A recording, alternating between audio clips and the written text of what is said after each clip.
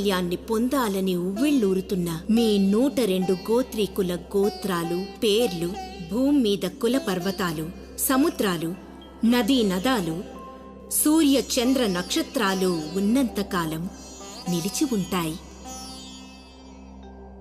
పురాణ ఇతిహాస పుటలలో సువర్ణాక్షర లిఖితమై వెలుగొంది అజరామరంగా నిలుస్తాయి.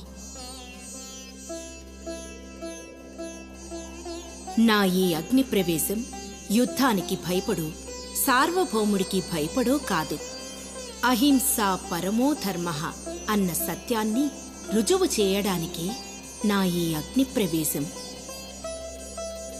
అకారణ రణాన్ని నివారించి అమాయకులు, పసిపిల్లలు, అబలలు బలి కాకుండా కాపాడడానికే నా ఈ అగ్నిప్రవేశం. సార్వభౌముడిలోని అహంకారాన్ని రూపుమాపడానికే నా ఈ అగ్నిప్రవేశం.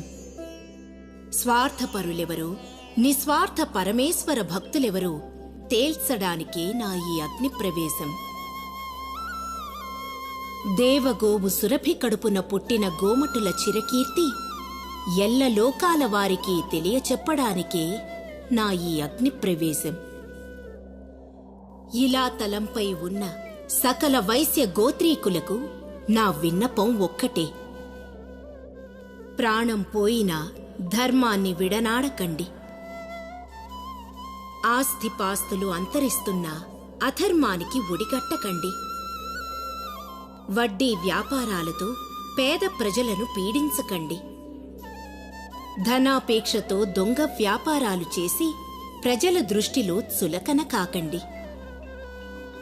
ఊరు తదస్య యద్ వైశ్యః అన్న వేదోక్తికి కళంకం తీసుకురాకండి. గడించిన దానిలో కొంతైనా పేద సాధలకు, గుడిగోపురాలకు దానం చెయ్యండి. పరస్త్రీని తల్లిగా భావించండి. ప్రతి కన్యక నా రూపమేనని తెలుసుకోండి. త్రిగుణాత్మకుడు, త్రిగుణాతీతుడైన నగరేశ్వర స్వామిని నిత్యం స్మరించండి. వింధ్యవాసిని దయతో, పిల్లా పాపలతో చిరకాలం వర్ధిల్లండి.